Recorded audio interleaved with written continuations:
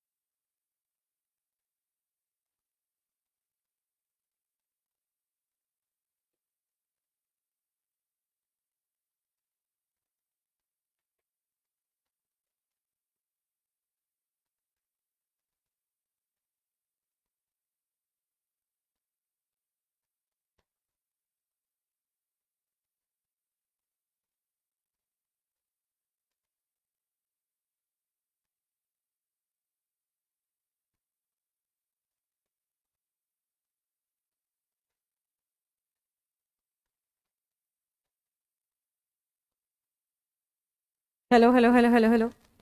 M I audible? आ जाओ सब, फटाफट से आ जाओ बच्चे। ओके ओके, हेलो जी, कैसे हो आप सब?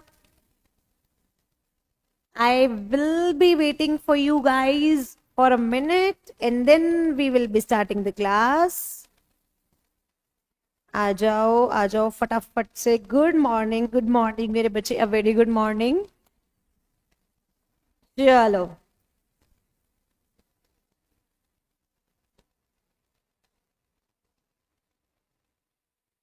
Okay okay okay okay, a minute will wait। Ram को देख कर श्री जनक नंदिनी बाग में जा खड़ी की खड़ी रह गई। राम देखे सिया माँ सिया राम को, चार अखियाँ लड़ी की लड़ी रह गई। चलो आओ, लेट्स स्टार्ट द क्लास बच्चे। ओके मेरे बच्चे, a very good morning. Hope you all are doing great at your home. घर में सब बढ़िया है, अंकल आंटी एकदम बढ़िया। So let's start today's class. Part 3 है आज कंपनीज एक्ट की रिवीजन सीरीज का। एंड कल इस रिवीजन सीरीज को हम फाइनली खत्म करेंगे, मतलब कंपनीज एक्ट को खत्म करेंगे, so that we can start with sales of goods act ahead. अब सुनना मेरे बच्चे बहुत ध्यान से मेरी बात। जो आज की क्लास होने वाली है वो बहुत ज्यादा इंपॉर्टेंट है, बिकॉज हम इसमें डॉक्ट्राइन भी शुरू करेंगे, एमओए और एओए की बात भी करेंगे। लास्ट क्लास तक समझो मेरी बात, लास्ट क्लास तक हमने डिस्कस किया था कि कितने तरीके की कंपनीज होती हैं, राइट। हमने बात की थी प्राइवेट कंपनी के बारे में, पब्लिक कंपनी के बारे में, एसोसिएट कंपनी के बारे में, होल्डिंग कंपनी के बारे में, सब्सिडरी कंपनी के बारे में, सेक्शन 8 कंपनी के बारे में, ओपीसी के बारे में, राइट। इन सब कंपनीज के बारे में मेरे बच्चे हम लोगों ने बात की थी। आज we will be moving ahead and covering some different topics, ठीक है। अब सुनना मेरी बात बहुत ध्यान से। Let me open the workbook first. हाँ जी, आइए। ये अब सुनना मेरी बात बहुत ध्यान से। अब क्या होता है, जब भी कंपनी बनती है ना, जब भी कंपनी को बनाना होता है, तो हमें इतना पता है कि अगर वो कंपनी पब्लिक कंपनी को बनाना होता है हमें, तो कम से कम 7 मेंबर्स चाहिए at least, right. At least 7 चाहिए। और अगर हमें कंपनी मेरे बच्चे प्राइवेट बनानी है, तो हमें एट लीस्ट 2 मेंबर्स चाहिए, राइट। एट लीस्ट कितने मेंबर्स चाहिए? 2 मेंबर्स। अब मैंने 2 लोगों को इकट्ठा किया अगर प्राइवेट बनानी है, 7 लोगों को इकट्ठा किया अगर पब्लिक बनानी है। अब मैं रजिस्ट्रेशन करवाने किसके पास जाती हूँ? क्या कोई बच्चा मुझे बता सकता है? कंपनी को रजिस्टर करवाने, कंपनी को इनकॉर्पोरेट कराने मैं किसके पास जाती हूँ? मैं जाती हूं मेरे बच्चे रजिस्ट्रार के पास। मैं किसके पास जाती हूँ? रजिस्ट्रार के पास, या फिर जिसे हम आरओसी भी बोलते हैं। जिसे हम क्या बोलते हैं? आरओसी। आरओसी मतलब रजिस्ट्रार ऑफ कंपनीज। अब सुनना मेरी बात ध्यान से, मैं आरओसी के पास गई रजिस्ट्रेशन कराने। अब लॉ मेरे को कहता है शिवानी सुन, तू अपनी कंपनी रजिस्टर करवाने जा रही है, साथ में ना 2 डॉक्यूमेंट्स लेती जाइयो अपनी कंपनी के, जो तू आरओसी के पास फाइल करेगी। कितने डॉक्यूमेंट्स? 2 डॉक्यूमेंट्स। पहला डॉक्यूमेंट होता है एमओए, जिसे हम बोलते हैं मेमोरेंडम ऑफ एसोसिएशन। क्या बोलते हैं? Memorandum of association. दूसरा है एओए, वो क्या होता है? Article of association. वो क्या है? Article of association. बात समझ पा रहे हो मेरी? पहला क्या है? MOA, memorandum of association. दूसरा क्या है? AOA, article of association. बहुत ध्यान से मेरी बात समझना, लॉ ये बात कहता है कि जब कंपनी तो आरओसी के पास रजिस्टर होने जा रही है, तो ये जो डॉक्यूमेंट्स है ये तो याद से ले जाइयो। क्लियर है? अब ये डॉक्यूमेंट्स मैंने दोनों जाके किसको दे दिए? आरओसी को। किसको दे दिए? आरओसी को। अब मैम ये एमओए और एओए होता क्या है? एक बहुत ही बेसिक चीज बता रही हूं, उसके बाद हम इसे डिटेल में पढ़ेंगे। एमओए का मतलब होता है जिसमें सारी कंपनी की बेसिक डिटेल्स होती हैं। जिसमें सारी कंपनी की क्या होती है? बेसिक डिटेल, नाम, पता, क्या करेगी, कितनी लायबिलिटी है, ये सब चीजें होती हैं, उसे बोलते हैं मेमोरेंडम। और जिसमें कंपनी के रूल्स एंड रेगुलेशंस होते हैं, उसे क्या बोलते हैं बच्चे? आर्टिकल्स। क्या बोलते हैं? आर्टिकल्स। क्या यहां तक हम सब साथ है? बिल्कुल। अब सुनना ध्यान से, हम लोगों ने बात की थी कि on the basis of liability 3 तरीके की कंपनी होती है। ऑन बेसिस ऑफ लायबिलिटी कितने तरीके की कंपनी होती है? 3। पहला लिमिटेड बाय शेयर्स। याद करो, याद आ रहा है? ओए इधर सही से बैठ जाओ, मैं बता रही हूं तुम्हें एकदम सही से। पहला है लिमिटेड बाय शेयर्स, दूसरा है लिमिटेड बाय गारंटी, और तीसरा अनलिमिटेड कंपनी। और तीसरा क्या है मेरे बच्चे? Unlimited company. हमने इन तीनों कंपनीज के बारे में फर्स्ट क्लास में बात करी थी। अब लिमिटेड बाय शेयर्स की जब हमने बात की थी, हमने बोला था जितने की वैल्यू है शेयर की, उतने का आपकी लायबिलिटी होती है। अब लॉ मेकर कहता है शेयर है क्या और कितने तरीके के शेयर्स हैं। अब सुनना ध्यान से, शेयर का मतलब क्या होता है? शेयर का मतलब होता है एक कंपनी में जब आप अपना हिस्सा खरीदते हो, उसे बोला जाता है कि आपने कंपनी में शेयर खरीदा। लेट अस सपोज हम एक कंपनी की बात करते हैं, आप सबने उसका नाम सुना होगा, रिलायंस। अब आज रिलायंस का शेयर आज के टाइम पे मार्केट में 1300 रुपए का बिक रहा है। अब अगर मैंने आज रिलायंस का शेयर लिया, तो इसका मतलब क्या है? मैंने रिलायंस में क्या लिया? हिस्सा। रिलायंस की कैपिटल में मैंने एक पोर्शन ले लिया, तो उस पोर्शन को मैंने क्या बोल दिया? शेयर। क्या बोल दिया? शेयर। अब लॉ मेकर कह रहा है as per section 43, as per section 43, hello ओए बोलो बोलो, एज पर सेक्शन 43 शेयर 2 तरीके के होते हैं। एज पर सेक्शन 43 शेयर 2 तरीके के होते हैं। एक होता है इक्विटी शेयर और एक होता है प्रेफरेंस शेयर। दोबारा, एक होता है इक्विटी शेयर और एक होता है प्रेफरेंस शेयर। एक होता है इक्विटी शेयर और एक होता है प्रेफरेंस शेयर। याद रहेगा? यस। सिर्फ इन 2 तरीके के शेयर होते हैं, तीसरे तरीके का कोई भी शेयर नहीं होता है। याद रखना, इक्विटी यूजुअली इक्विटी के पास क्या होता है? Voting right. यूजुअली इक्विटी के पास क्या होता है? Voting right. प्रेफरेंस के पास वोटिंग राइट नहीं होता है। याद रखना, प्रेफरेंस के पास वोटिंग राइट नहीं होता। जब हम डेफिनेशन पढ़ते हैं ना इक्विटी और प्रेफरेंस की, इक्विटी क्या है जी? जो प्रेफरेंस नहीं है। प्रेफरेंस क्या है? जो इक्विटी नहीं है। तुम कौन हो? जो मैं नहीं हूं। मैं कौन हो? जो तुम नहीं हो। यही काम रह गया जिंदगी में। अब सुनना ध्यान से, यूजुअली क्या होता है? इक्विटी के पास वोटिंग राइट होता है, प्रेफरेंस के पास वोटिंग राइट नहीं होता। लेकिन प्रेफरेंस को प्रायोरिटी मिलती है। प्रायोरिटी मिलने का मतलब क्या है? कि जब कंपनी डिविडेंड देती है, जब कंपनी डिविडेंड देती है, तो उसके सामने इक्विटी भी खड़ा है, उसके सामने प्रेफरेंस भी खड़ा है। समझो, उसके सामने इक्विटी भी खड़ा है, उसके सामने प्रेफरेंस भी खड़ा है। पर पहले डिविडेंड किसको मिलेगा? प्रेफरेंस को। पहले डिविडेंड किसको मिलेगा? प्रेफरेंस को। कंपनी बंद हो रही है, कंपनी वाइंड अप हो रही है, वाइंड अप होने के बाद कंपनी कैपिटल वापस करती है, जितनी जितनी कैपिटल शेयर होल्डर्स ने लगाई हुई है। अगर कंपनी जब बंद होती है, वो पैसा बचे, तो कंपनी सारे शेयर होल्डर्स को पैसा वापस कर दिए। अब वाइंड अप हो रही है कंपनी, रीपेमेंट ऑफ कैपिटल की बारी आ रही है। किसकी बारी आ रही है? Repayment of capital. तो भी 2 लोग खड़े हैं, एक प्रेफरेंस, एक इक्विटी। एक प्रेफरेंस, एक इक्विटी। कंपनी आ रही है पैसा देने, कंपनी क्या देने आ रही है मेरे बच्चे, पैसा देने। उस केस में भी कंपनी किसको सबसे पहले प्रायोरिटी देगी, उस केस में भी कंपनी प्रायोरिटी देगी प्रेफरेंस होल्डर को। किसको प्रायोरिटी देगी, प्रेफरेंस होल्डर को। याद रखना, इक्विटी के पास वोटिंग राइट होते हैं, इक्विटी के पास राइट होता है कि वो मीटिंग में आएगी, डिस्कशन में पार्टिसिपेट करेगी, डिसीजंस लेगी। लेकिन प्रेफरेंस के पास ऐसा कोई भी राइट नहीं होता है। प्रेफरेंस को डिविडेंड पहले दिया जाता है, और जब वाइंडिंग अप के टाइम पे रीपेमेंट ऑफ कैपिटल की बात आती है तो भी वो किसको दी जाती है, पहले प्रेफरेंस को। किसको दी जाती है, प्रेफरेंस को। सेक्शन नंबर 43 है जो इन शेयर्स को दो तरीकों में बांटता है, एक तो इक्विटी में और एक प्रेफरेंस में। अब मेरी क्लास का बच्चा मुझे बता दे कि इक्विटी और प्रेफरेंस का मतलब समझ आया है बच्चे आपको? क्या इक्विटी और प्रेफरेंस का मतलब समझ आया, एक बार बता दो। अब वो कह रहा है कोई भी कंपनी शेयर इशू करती है, क्या शेयर ट्रांसफर हो सकते हैं? यस, मैंने लिया, मैंने आपको दे दिया, दिव्या को दिया मैंने, दिव्या ने ट्रांसफर कर दिया चंचल को, चंचल ने ट्रांसफर कर दिया अयान को। तो क्या ये ट्रांसफरेबल है? यस। अगर ये ट्रांसफरेबल है तो क्या ये मूवेबल प्रॉपर्टी है? यस। मेरे को जिंदा लाशो एक बार बता दो, तुम्हें समझ आ रहा है? कोई डाउट है तो पूछो यार। देखो क्या बोला जा रहा है, समझो मेरी बात बहुत ध्यान से। आजो आजो आजो, आइए देखो वो क्या कह रहा है। As per section 2 clause 84, as per section 2 clause 84, share का मतलब क्या है?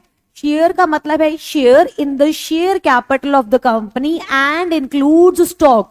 मतलब जब तुम कंपनी की कैपिटल में एक हिस्सा ले लेते हो तो हम क्या बोलते हैं कि तुमने कंपनी में क्या ले लिया, शेयर। तुमने कंपनी में क्या ले लिया, शेयर। क्या शेयर मूवेबल प्रॉपर्टी होता है? यस, शेयर मूवेबल प्रॉपर्टी होता है। अच्छा, अब मेरे पास शेयर है तो क्या मेरे पास राइट है? हाँ, मेरे पास राइट भी है। अब समझो, अब ये शेयर होल्डर है, ये शेयर होल्डर है, क्या ये कंपनी को पैसे देगा? यस। इस पैसे से कि कंपनी एसेट खरीदेगी? यस। तो मैम आप ये बोलो, आप मेरी बात सुनो, आप ये बोल रहे हो कि शेयर होल्डर कंपनी को पैसे देगा और कंपनी उस पैसे से एसेट खरीदेगी। तो अगर इनडायरेक्टली देखा जाए, एसेट हुई तो शेयर होल्डर की ना। अगर आप इनडायरेक्टली देखो तो एसेट किसकी हुई, शेयर होल्डर की। लॉ मेकर कह रहे हैं ऐसा कभी मत सोचना, क्योंकि कंपनी की क्या होती है, सेपरेट लीगल एंटिटी। हर एसेट कंपनी की है, हर लायबिलिटी कंपनी की है, चाहे फिर पैसे आपने ही क्यों ना दिए हो। क्या यहां तक क्लियर है? देखो हमने क्या बोला, शेयर क्या है, मूवेबल प्रॉपर्टी। शेयर्स क्या है मेरे बच्चे, मूवेबल प्रॉपर्टी। और share shall be numbered. Numbered का मतलब क्या होता है, अब सुनना।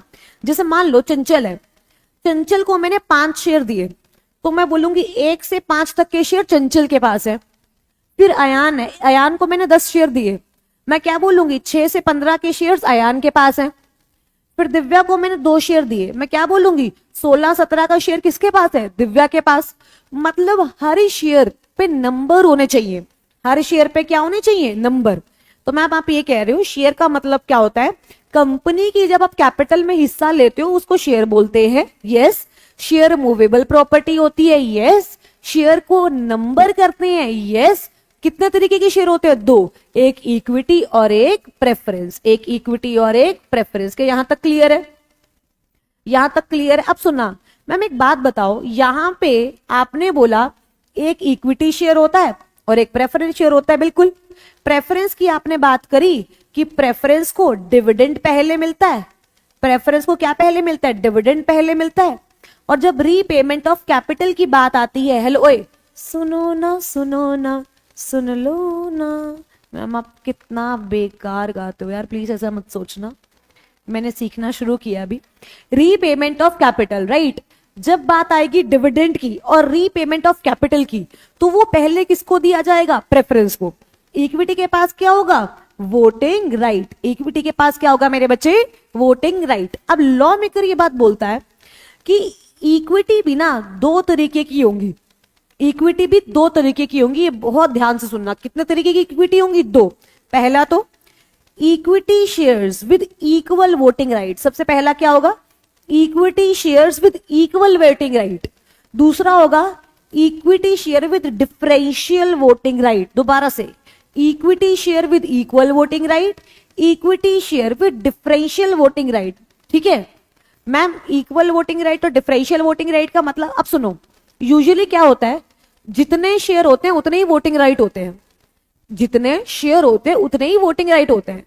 अब मान लो मेरे पास एक शेयर है तो उसका वोट भी एक होगा, मेरे पास 2 शेयर है, वोट भी 2 होंगे, मेरे पास 3 शेयर हैं, वोट भी 3 होंगे। इसी अकॉर्डिंग सारा जो सिनेरियो है वो चलता है। क्या याद रहेगा? यस। मतलब मैम आप ये बोल रहे हो कि इक्वल वोटिंग मतलब 1 share 1 vote. Yes, equal voting मतलब 1 शेयर 1 वोट। डिफरेंशियल मतलब कि वोट अलग है और शेयर अलग है। मतलब हो सकता है तुम्हारे पास 2 शेयर है और 1 ही वोट है। यस। तुम्हारे पास 1 शेयर है और 2 वोट है। यस।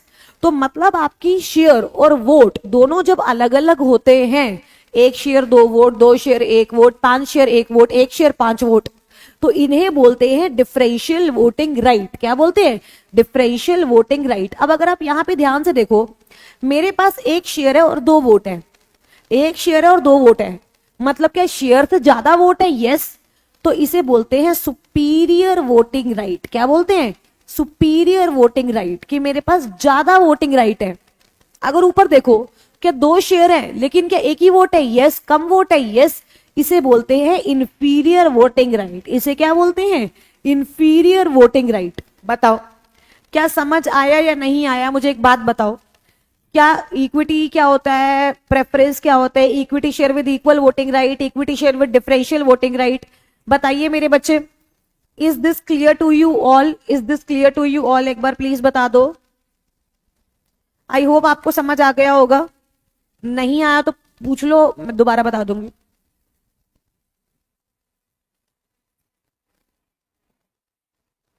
हाँ जी, चलो आइए अब एक बार एग्जाम्पल देखो। देखो वो क्या कह रहा है, it is to be noted that Tata Motors in 2008 introduced equity share with differential voting right called e-equity shares.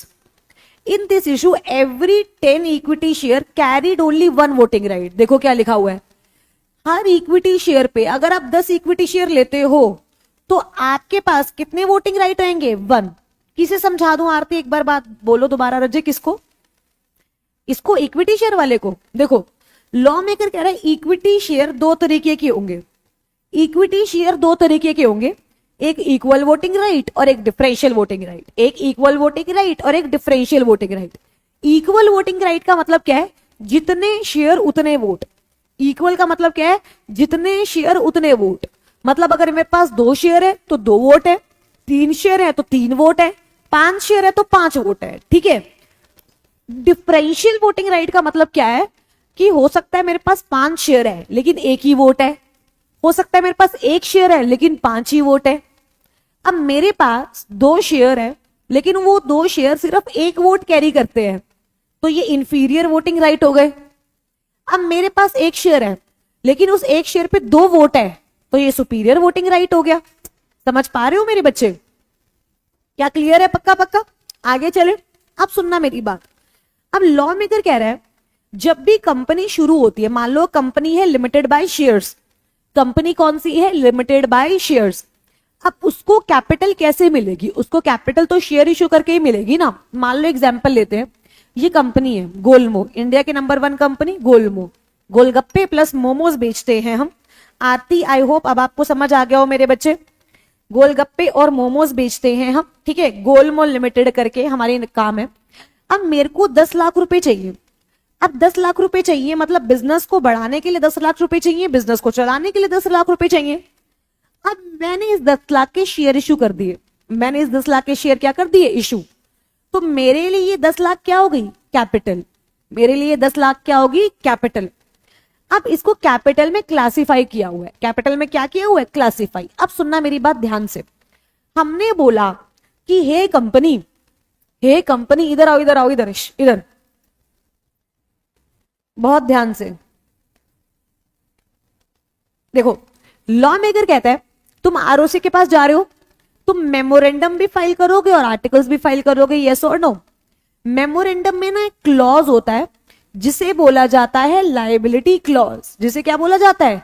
Liability clause, जिसमें हम ये बोलते हैं कि हमारी कंपनी की लायबिलिटी जो है वो लिमिटेड बाय शेयर्स है, लिमिटेड बाय गारंटी है, क्या है? एग्जैक्टली वो क्या है? अब मेरी कंपनी की अगर मान लो लाइबिलिटी लिमिटेड बाय शेयर है, तो यहां पे शेयर्स आ जाएगा, लिमिटेड बाय शेयर। और एक और होता है कैपिटल क्लॉज। क्या होता है? Capital clause. कैपिटल क्लॉज का मतलब क्या होता है, समझो बहुत ध्यान से। कैपिटल क्लॉज, अगर मेरी कंपनी लिमिटेड बाय शेयर है, तो कैपिटल क्लॉज में मैं एक अमाउंट डालती हूं, मान लो वो अमाउंट है 10 लाख, कि मेरी कंपनी 10 लाख रुपए तक के शेयर इशू कर सकती है। That is my authorised capital. मतलब जितनी कैपिटल को इशू करने के लिए मैं ऑथराइज्ड हूं, जितनी कैपिटल मेरी मेमोरेंडम में लिखी होती है, समझो, जितनी कैपिटल मेरी मेमोरेंडम के कैपिटल क्लॉज में लिखी है, वो है मेरी ऑथराइज्ड कैपिटल या रजिस्टर्ड कैपिटल या नॉमिनल कैपिटल। 3 नाम होते हैं। या तो ऑथराइज्ड कैपिटल, करो करो करो फटाफट से, आ जाओ इधर इधर इधर, लिटना नहीं है, मैं पहले ही बता रही हूं। कितनी कैपिटल होती है? 3 तरीके की, authorised capital, nominal capital, registered capital. मतलब तीनों का एक ही है। जो capital capital clause of memorandum में आती है, इसका मतलब क्या होता है कि कंपनी अपने पूरे जीवन में इतना पैसा शेयर इशू करके ले सकती है। मतलब मैम अगर इसे ज्यादा की जरूरत पड़ी तो ये ऑल्टर्ड हो जाता है, तो ये ऑल्टर्ड हो जाता है। बट यूजुअली क्या होता है, जितना अमाउंट मैंने मेमोरेंडम में लिख दिया, मैं उतना अमाउंट इशू करने के लिए ऑथराइज्ड हूं। आगे फ्यूचर में मैं टाइम टू टाइम जैसे जैसे मुझे जरूरत पड़ती रहेगी, मैं उतना अमाउंट जो है वो इशू करती रहूंगी। क्या यहां तक क्लियर है? अब समझो, ये मेरा मेमोरेंडम है, ये मेरा क्या है? मेमोरेंडम। मेमोरेंडम में कैपिटल क्लॉज लिखा मैंने, मेमोरेंडम में कैपिटल क्लॉज है। कैपिटल क्लॉज में 10 लाख, 10 लाख को मैंने कैसे लिखा?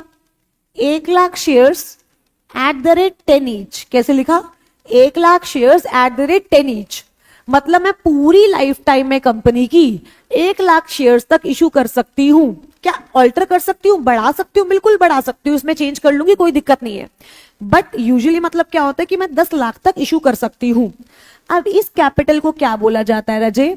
या तो हम इसे बोलते हैं ऑथराइज्ड कैपिटल, या हम इसे बोलते हैं नॉमिनल कैपिटल, राइट, या हम इसे बोलते हैं रजिस्टर्ड कैपिटल। क्या बोलते हैं? Registered capital. अब सुनना, अब जरूरी तो नहीं है कि मैं एक ही बार 1 लाख इश्यू कर दूं। मेरे सेविंग्स अकाउंट में 10 लाख रुपए पड़े हैं, क्या एक ही बार जाके सारे खर्च कराऊं? क्या पागल कर लूं? Obviously not. धीरे धीरे यूज करूंगी, यस, जैसे जैसे चाहिए होंगे वैसे यूज करूंगी, यस। मुझे 50,000 रुपए चाहिए थे, मैंने क्या किया, इसमें से 5,000 share at the rate 10 each issue कर दिए। डन। क्या कर दिए? 5,000 shares at the rate 10 issue कर दिए। तो मतलब क्या 50,000 मेरी इश्यूड कैपिटल हो गई। 50,000 मेरी क्या हो गई? Issued capital. अब बहुत ध्यान से सुनो, क्या ऑथराइज कैपिटल समझ आ गई? क्या है ऑथराइज्ड में से जो हम पब्लिक को इश्यू कर रहे हैं, हेलो इधर, जो हम पब्लिक को इश्यू कर रहे हैं वो कौन सी कैपिटल है? Issued capital. वो कौन सी कैपिटल है? Issued capital. अब समझो, हमने पब्लिक को कहा पब्लिक पब्लिक पब्लिक, ये 5,000 शेयर्स है, ले लोगे प्लीज, मुझे 50,000 रुपए चाहिए। अब जरूरी थोड़ी है पब्लिक सारी ले ले, जरूरी थोड़ी इतनी डिमांड हो। मान लो मेरे पब्लिक ने 4,000 शेयर्स लिए, पॉसिबल है? यस। एक शेयर कितने का? 10। तो मतलब पब्लिक ने कितनी कैपिटल सब्सक्राइब की है? 40,000। तो ये 40,000 को क्या बोलेंगे? Subscribed capital. क्या बोलेंगे रजे? Subscribed capital. क्या बोलेंगे? Subscribed capital. क्या ये तीनों कैपिटल क्लियर है? पहले मुझे ये बताओ, क्या ये तीनों कैपिटल क्लियर है? फटाफट से। ऑथराइज्ड क्या होती है, इशूड क्या होती है, और सब्सक्राइब्ड क्या होती है? पहले मुझे ये बताओ, क्या ये तीनों कैपिटल मेरे हर एक बच्चे को क्लियर है? यस और नो? फटाफट से, जल्दी।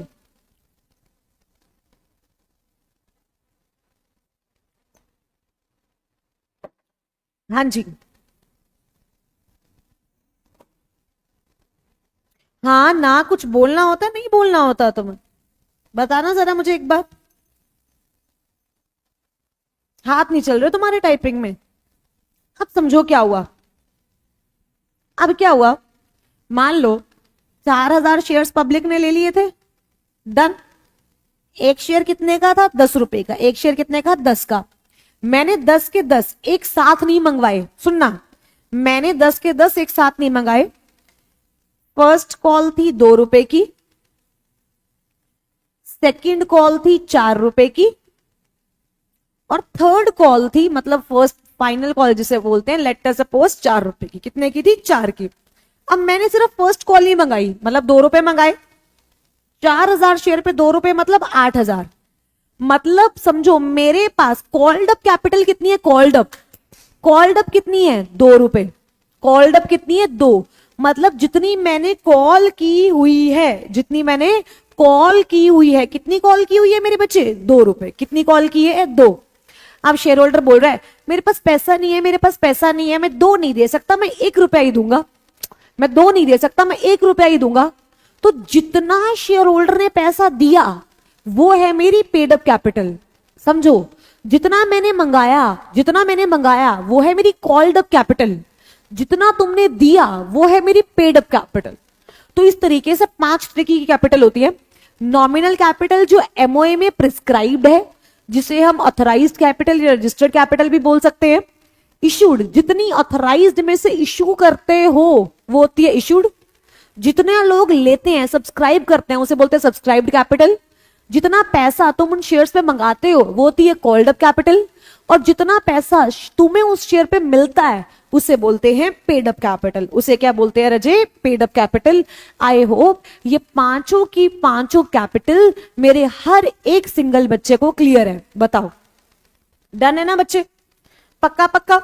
आगे चले, आइए अब वापस आते हैं मेमोरेंडम और आर्टिकल्स पे, राइट। अब समझो, लॉ मेकर कह रहा है कि 2 चार्टर डॉक्यूमेंट्स हैं। चार्टर डॉक्यूमेंट्स मतलब एकदम बेसिक डॉक्यूमेंट्स। चार्टर डॉक्यूमेंट्स का मतलब क्या हो गया मेरे बच्चे? एकदम बेसिक डॉक्यूमेंट्स 2। एक तो मेमोरेंडम ऑफ एसोसिएशन और एक आर्टिकल ऑफ एसोसिएशन। एक मेमोरेंडम ऑफ एसोसिएशन और एक आर्टिकल ऑफ एसोसिएशन। वो कह रहा है memorandum of association is the first step in the formation of the company, क्योंकि कंपनी बिना एमओए और एओए के बन ही नहीं सकती है। एमओए बड़ा है या एओए? एमओए, क्योंकि एमओए में सारी बेसिक डिटेल होती है। एओए भी एमओए के बाहर नहीं जा सकता, इस बात का ध्यान रख।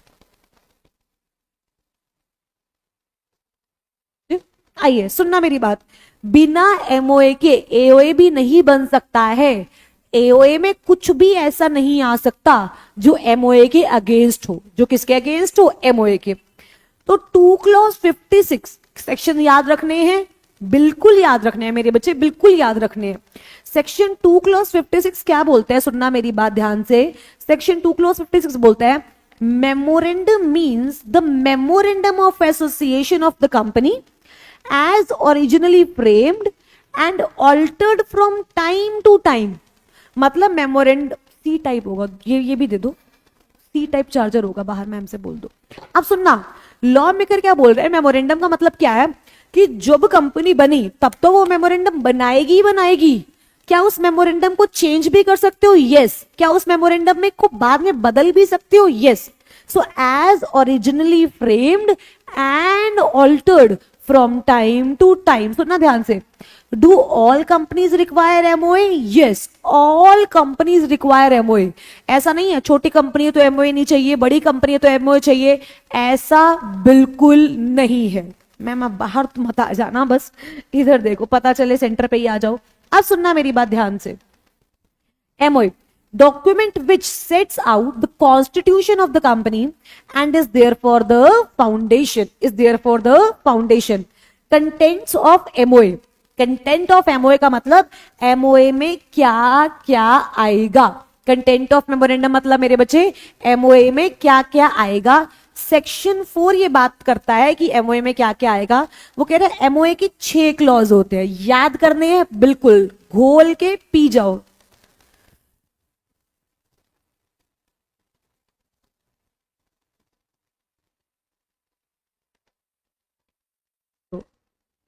अब इधर देखो बच्चे ध्यान से, कंटेंट ऑफ एमओए कह रहा 6 क्लॉज हैं। कितने क्लॉज हैं? 6।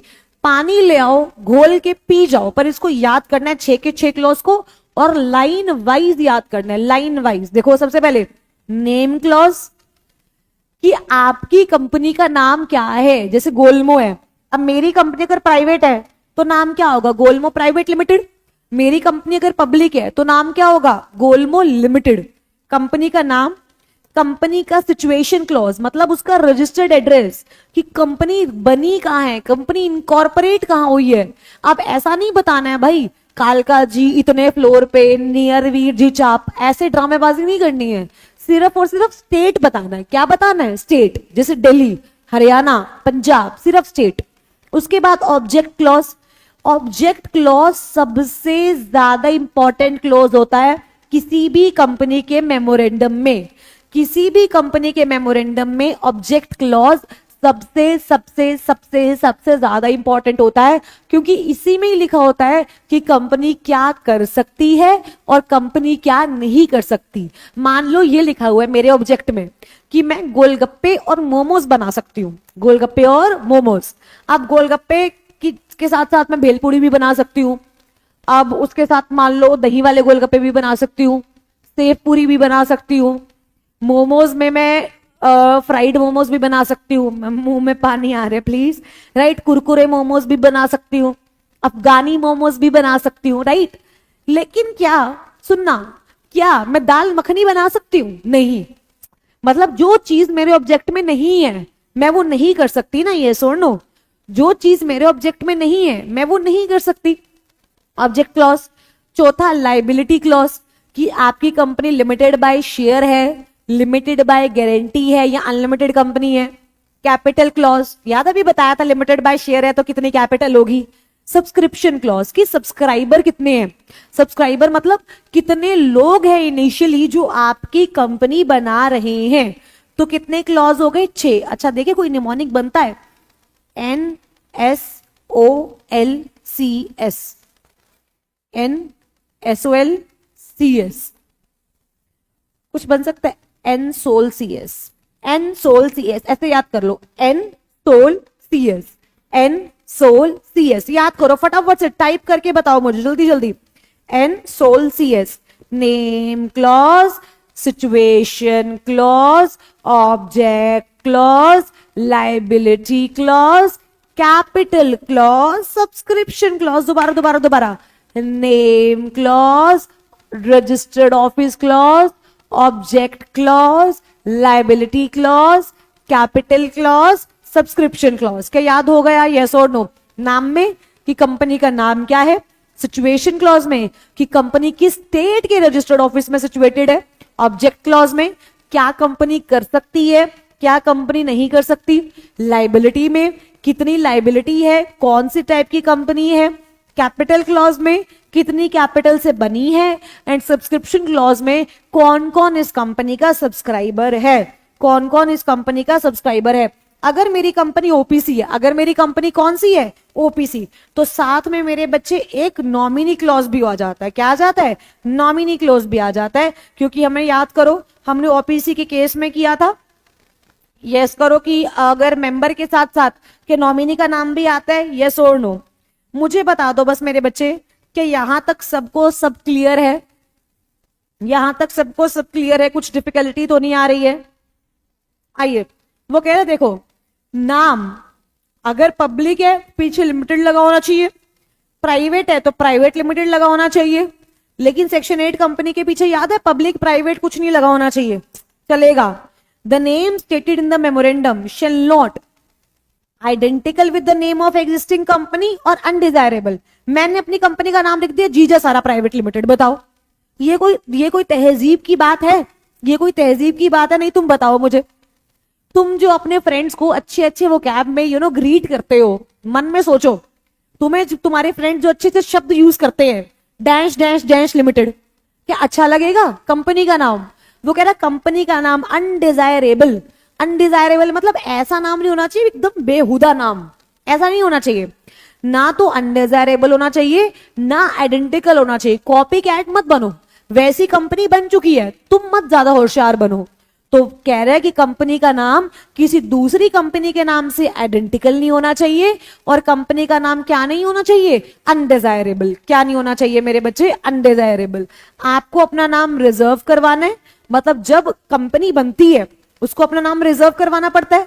तो स्पाइस प्लस लेकिन मान लो मैंने अपनी कंपनी का नाम रख दिया, मैंने अपनी कंपनी का नाम रखा गोलमो, लेकिन अब मुझे चेंज कराना है, मेरे मोमोज ज्यादा बिक रहे हैं, अब मुझे चेंज कराना और चेंज करवा के रखना है मोलगो, तो एक फॉर्म होता है रन, रिजर्व यूनिक नेम। क्या फॉर्म होता है? Reserve unique name. अगर चेंज कराना है तो RUN फाइल करूंगी, अगर स्टार्टिंग में ही रजिस्टर करवाना है तो स्पाइस प्लस फाइल करूंगी। ठीक है। सिचुएशन क्लॉज, सिचुएशन मतलब कहां है, सिर्फ और सिर्फ क्या बताना होता है? स्टेट। सिर्फ और सिर्फ क्या बताना होता है? स्टेट। समझ लो ध्यान से, कोई भी प्रॉपर एड्रेस की जरूरत नहीं है, कोई भी प्रॉपर एड्रेस की जरूरत नहीं है। क्या यहां तक मेरे बच्चों को क्लियर है? आगे चलते हैं अब समझो, let's move ahead bro. MO, हाँ ये हमने कर लिया, नेम क्लॉज वगैरह ऑब्जेक्ट। अब देखो मेरी बात सुनना ध्यान से, अब लॉ मेकर क्या कह रहे हैं सुनना, आपके ना शेड्यूल 1 में ये 5 टेबल्स दी हुई हैं। शेड्यूल 1 में टेबल 1, टेबल ABCDE, इन 5 टेबल है आप, और इन सब में क्या है? मेमोरेंडम का फॉर्मेट है। इन सब में क्या है? मेमोरेंडम का क्या है? फॉर्मेट। शेड्यूल 5 बताओ, देखो schedule 1 table 5, schedule 1 table 5, schedule 1 table 5, schedule 1 table 5, my bad, रुको, शेड्यूल 1 में टेबल 5 है। यस, शेड्यूल 1 में कितने टेबल्स हैं? 5। कितने टेबल्स हैं? 5, ABCDE। और जो ये 5 टेबल्स है ये MOA के फॉर्मेट है। ये क्या है? MOA के फॉर्मेट। आप चाहो तो ये फॉर्मेट अडॉप्ट कर लो, आप चाहो तो नया बना लो। ठीक है। टेबल A, अगर एक कंपनी लिमिटेड बाय शेयर्स है तो टेबल A अडॉप्ट कर सकती है। एक कंपनी लिमिटेड बाय गारंटी, सिर्फ लिमिटेड बाय गारंटी है तो टेबल B अडॉप्ट कर सकती है।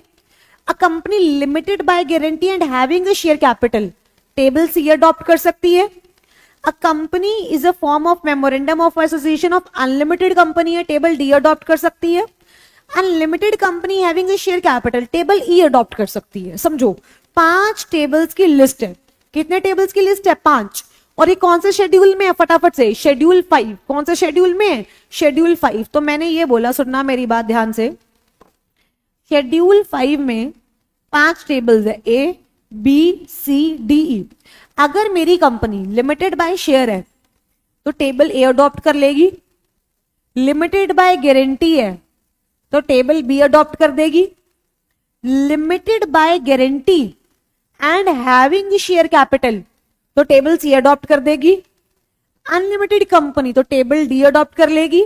और अगर मेरी कंपनी अनलिमिटेड कंपनी है and having a share capital तो मेरी कंपनी टेबल E अडॉप्ट कर लेगी। तो मेरी कंपनी कौन सा टेबल अडॉप्ट कर लेगी? E। मुझे बताओ, क्या यहां तक क्लियर है? क्या यहां तक सबको क्लियर है? आगे चले।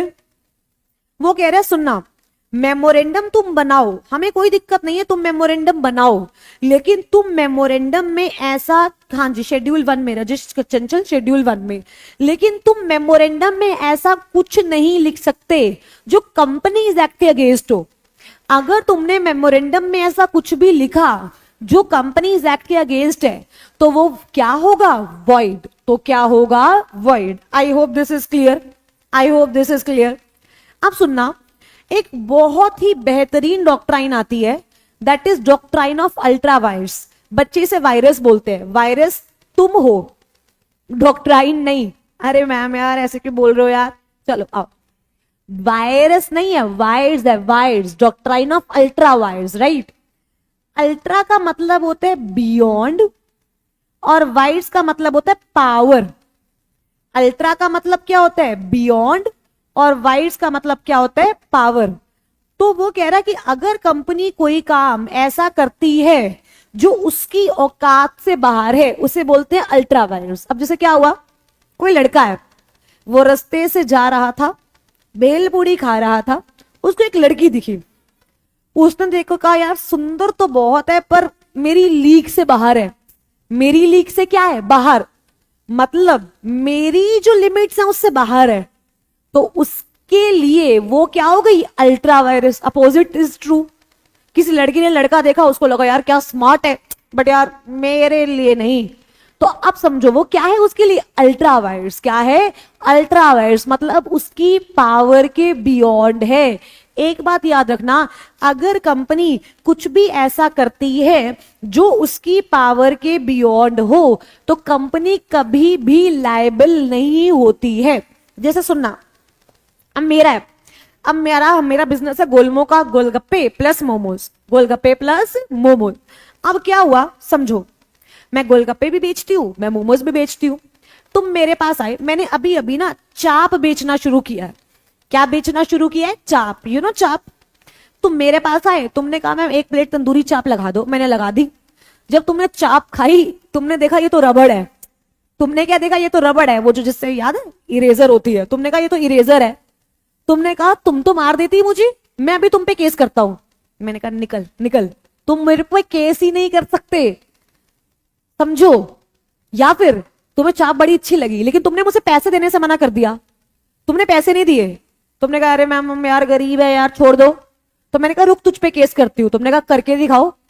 मतलब कि अगर मैं ऐसा कोई काम कर रही हूं which is beyond my power, which is what beyond my power, तो ना तो मुझ पे केस कर सकते हो ना मैं तुम पे केस कर सकती हूँ। इस बात को याद रखना। हर अल्ट्रा वायर्स एक्ट क्या होगा? वॉइड। हर अल्ट्रा वायर्स एक्ट क्या होगा? वॉइड। क्या यहां तक याद रहेगा? यहां तक याद रहेगा? एक बात मुझे बताओ फटाफट से। अब क्या हुआ समझो ध्यान से। मैंने ना ये मान लो ये है नोबिता, डन, और ये है हमारा जियान। जियान, अब ये कौन है? जियान। अब नोबिता ने जियान से लोन लिया था। नोबिता ने जियान से क्या लिया था? Loan, done.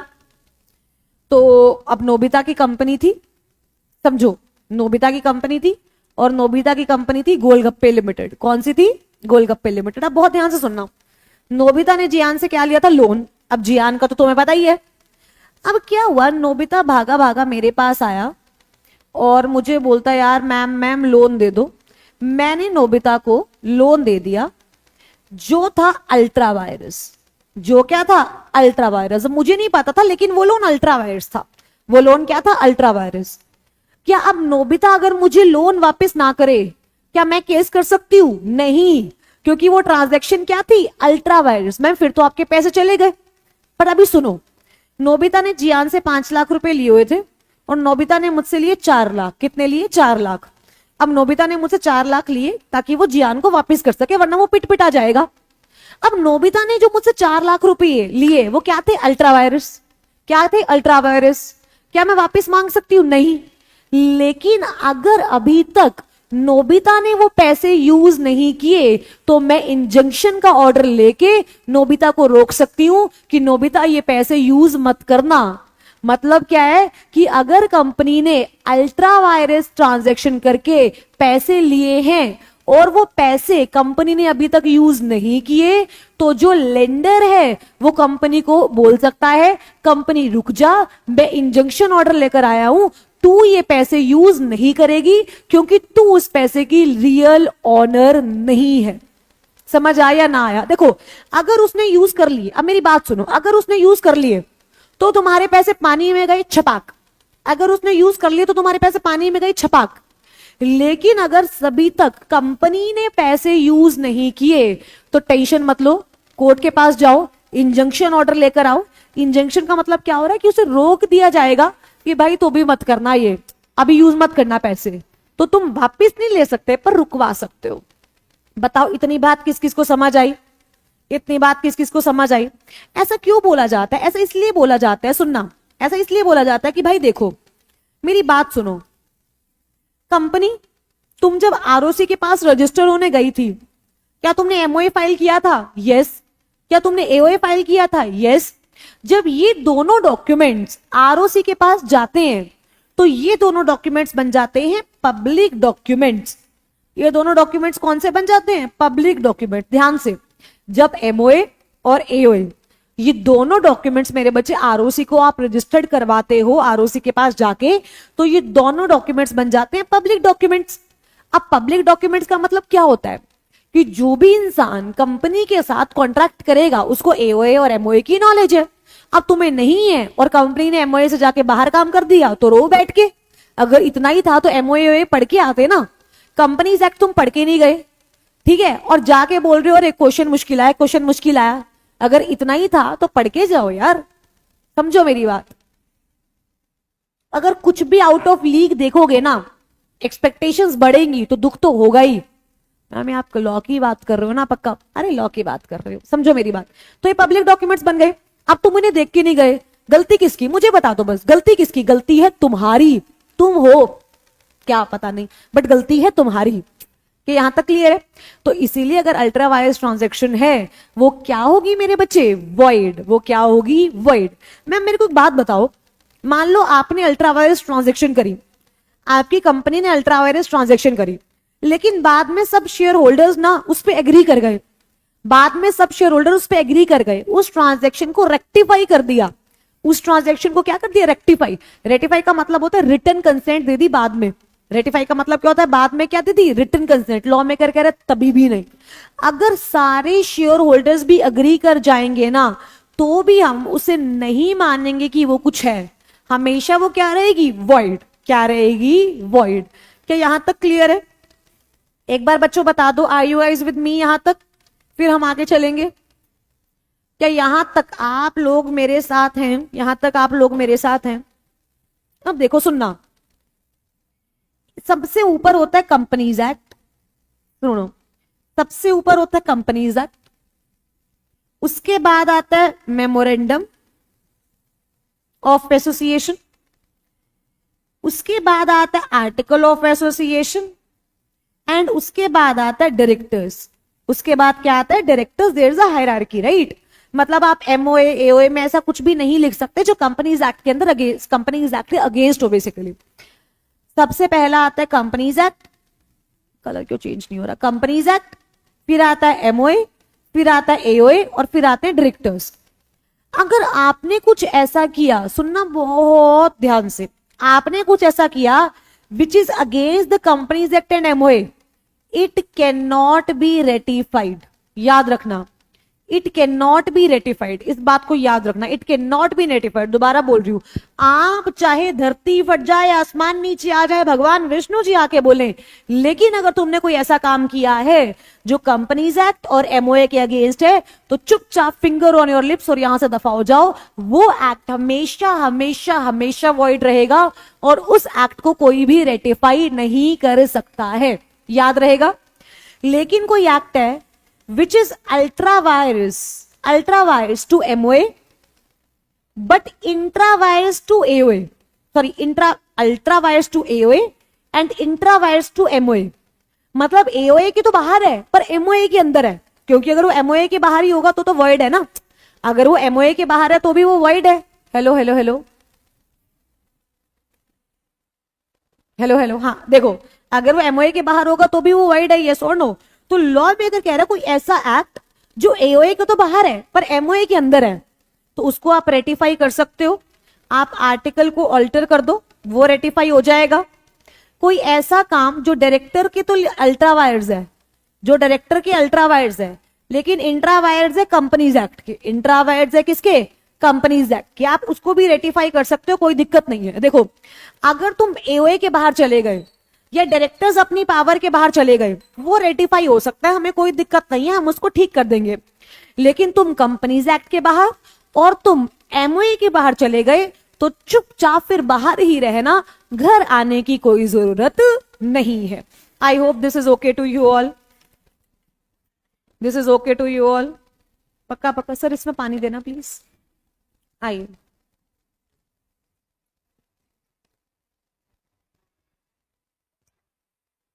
चले आगे। अब आइए देखिए एक बार, ये चार्ट शायद मैंने यहां पे भी बनाया है, देखिए acts which are ultra vires to the companies act, मतलब जो कंपनीज एक्ट के ही बाहर है। हो गया काम, चमचप क्या झिमझिम टपाक क्या होता है, ढिम चपाक चिमचम, पता नहीं क्या होता है, जो भी होता है। Can not be ratified. Ultra vires to AOA MOA can not be ratified. Ultra vires to AOA but intra vires to company, light चला दीजिए please. Ultra vires to AOA but intra vires to company, मतलब सिर्फ AOA के बाहर है, तो such acts can be ratified by the share holders, कोई दिक्कत नहीं है। Ultra vires to directors but intra vires of the company. Company can ratify such acts. Company can ratify such acts. Company ने पैसा लिया, वो पैसा यूज नहीं किया, क्या इंजेक्शन ऑर्डर आ सकता है? यस, आ सकता है. अब एक बहुत इंपॉर्टेंट बात बताने जा रही हूं, बहुत ध्यान से सुनना, बहुत ध्यान से समझो. क्या हुआ, क्या हुआ? देखो, ये है डोरेमोन लिमिटेड. ये कौन है? Doraemon limited. और ये है नोबिता बैंक. ये कौन है? Nobita bank. और ये हमारी प्यारी सी शुटकी सी शिजुका. ये कौन है? शिजुका. अब मेरी बात बहुत ध्यान से सुनना, बहुत इंपॉर्टेंट कंसेप्ट करा रही हूं, ये बहुत बहुत ज्यादा इंपॉर्टेंट. क्या हुआ? डोरेमोन लिमिटेड ने नोबिता बैंक से लोन लिया हुआ था और वो लोन था 5 लाख रुपए का. वो लोन किसका का था? 5 लाख का. तो डोरेमोन लिमिटेड ने जब अपनी बैलेंस शीट बनाई होगी, उस बैलेंस शीट में लाइबिलिटी दिखाई होगी. यस और नो? लाइबिलिटीज में क्या लिखा होगा? नोबिता बैंक 5 लाख रुपए. यस और नो? क्या लिखा होगा? नोबिता बैंक 5 लाख रुपए. जी ठीक है. अब ऑब्वियसली पैसे तो वापस करने थे उसको नोबिता बैंक के. नोबिता तो है ही रोंदड़ू. तो उसने शिजुका से, प्रीति लेडी से, इसने लोन लिया और वो लोन था 3 लाख का. वो लोन कितने का था? 3 लाख का. पर जो वो लोन है ना, वो अल्ट्रा वायरस था. वो क्या था? Ultra vires. अब समझो, यूजुअली शिजुका इस लोन को रिकवर नहीं कर सकती, लेकिन अगर अभी तक डोरेमोन ने इस लोन को यूज नहीं किया तो शिजुका इंजेक्शन ऑर्डर लेकर आ सकती है. यहां तक हम क्लियर है? मुझे बस एक बात बता दो कि यहां तक तुम मेरे साथ हो, यहां तक तुम्हें सब क्लियर है? अब क्या किया, सुनना. अब हुआ क्या? हुआ ये कि डोरेमोन लिमिटेड ने जो 3 लाख शिजुका से लिए थे, वो उस 3 लाख का नोबिता बैंक को लोन वापस कर दिया. डन. तो नोबिता बैंक कितने का दिखेगा? 2 लाख का. और शिजुका उसकी बैलेंस शीट में कितने की दिखेगी? 3 लाख की. कितने की दिखेगी? 3 लाख की. अब ये जो अल्ट्रा वायरस पैसा था, ये इस कंपनी ने क्या लॉफुल डेट पे ऑफ करने के लिए यूज किया? बताओ, क्या लॉफुल डेट पे ऑफ करने के लिए यूज किया? हाँ या ना? तो अगर मेरा पैसा तुमने लॉफुल डेट पे करने के लिए यूज किया है, तो वो मैं पैसा रिकवर कर सकती हूं. इस बात का ध्यान रखना. मैम एक बार दोबारा बताओ. देखो, तुमने मेरा पैसा यूज कर लिया, मैं तुमसे 1 रुपया रिकवर नहीं कर सकती. मानते हो? मानते हो? यस, क्योंकि वो ट्रांजैक्शन क्या होगी? Ultra vires. क्या होगी? Ultra vires. लेकिन समझो, तुमने मुझसे पैसा लिया और उस पैसे से लॉफुल डेट को पे आउट किया. उस पैसे से क्या किया? लॉफुल डेट को पे आउट किया. तो जब तुमने लॉफुल डेट को पे आउट किया, मुझे बस एक बात बता दो, जब तुमने किसको? लॉफुल डेट को पे आउट किया, इस केस में अगर मेरे पैसे का यूज लॉफुल डेट के लिए हुआ है, तो मैं वो पैसा रिकवर कर सकती हूं. मैं वो पैसा क्या कर सकती हूं बच्चे? रिकवर कर सकती हूं. बताओ समझ आए या नहीं? बताओ जल्दी, समझ आए या नहीं? यस और नो? फटाफट से फटाफट से फटाफट से यस और नो. देखो, एक लाइन है जो मैं तुम्हें पढ़वाती हूं, वो पढ़ना बहुत ज्यादा जरूरी है. बहुत ध्यान से देखो. मेरे को एक बात बताओ, ये जिंदा लाश हो, तुम्हें समझ मम्मज आ रहा है कुछ के नहीं आ रहा? जल्दी जल्दी बताओ. देखो, if you have supplied goods or perform services on such a contract or lent money, you can not obtain the payment or recover the money lent. मतलब तुम वापिस नहीं ले सकते हो. तुम वापस नहीं ले सकते हो.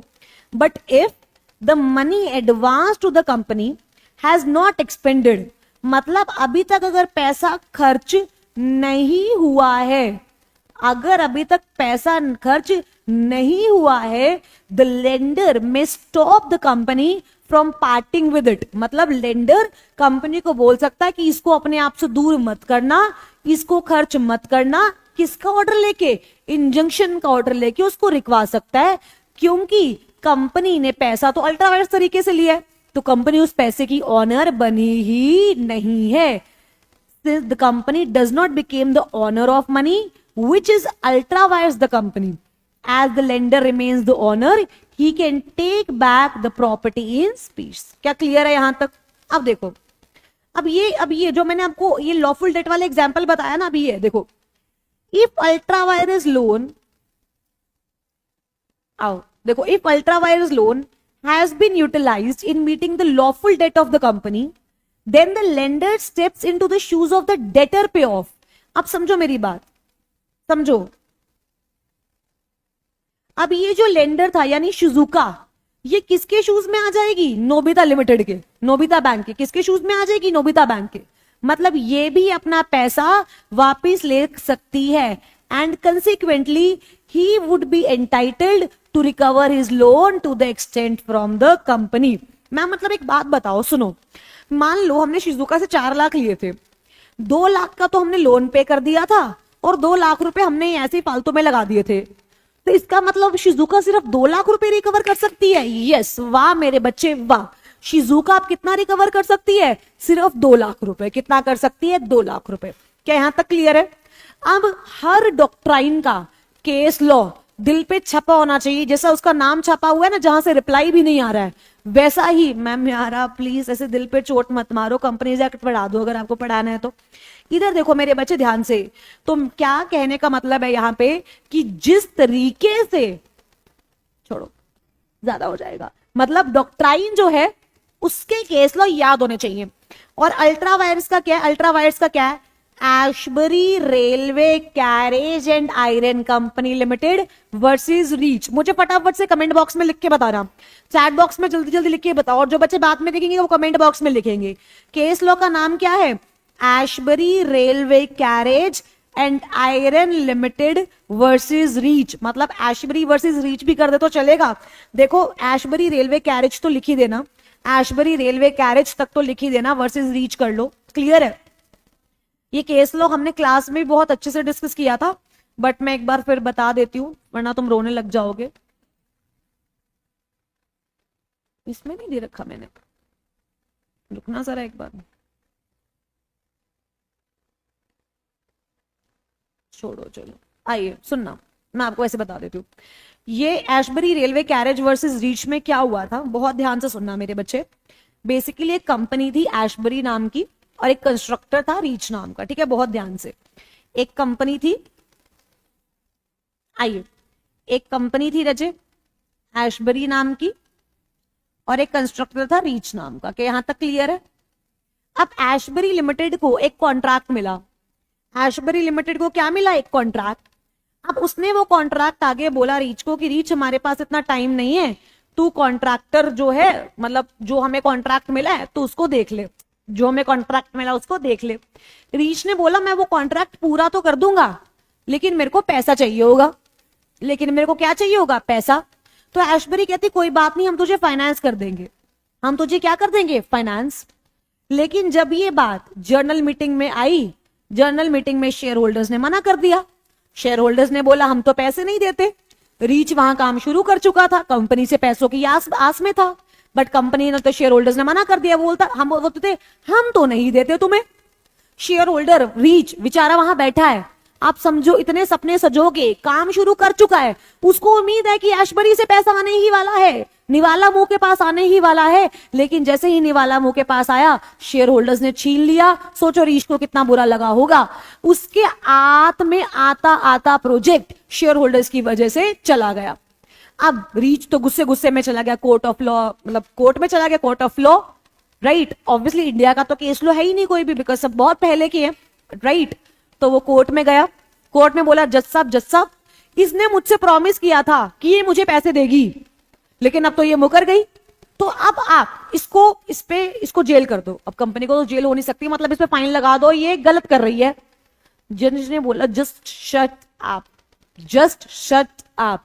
कंपनी कुछ गलत नहीं कर रही, क्योंकि कंपनी के ऑब्जेक्ट क्लॉज में है ही नहीं फाइनेंस करना। लो वो बोलता है ऐसा कैसे नहीं है। कंपनी के अगर आप ऑब्जेक्ट क्लॉज देखो तो क्या है, कंपनी का ऑब्जेक्ट क्लॉज क्या है, सुनना। To make, sell, lend on hire railway carriage, मतलब रेलवे कैरेज बनाना, उसे सेल करना। Carry on the business of mechanical engineers and general contractors, mechanical engineers and general contractors करना का बिजनेस कैरी करना। परचेज करना वर्क माइंस, सेल करना work mines, purchase और सेल करना एज मतलब एजेंट्स, कोल, टिम्बर एक्सेट्रा। अब उसने बोला ये जर्नल कॉन्ट्रैक्टर शब्द है तो है, कंपनी मुझे कॉन्ट्रैक्ट ही तो दे रही थी, कॉन्ट्रैक्ट के लिए तो पैसे दे रही थी।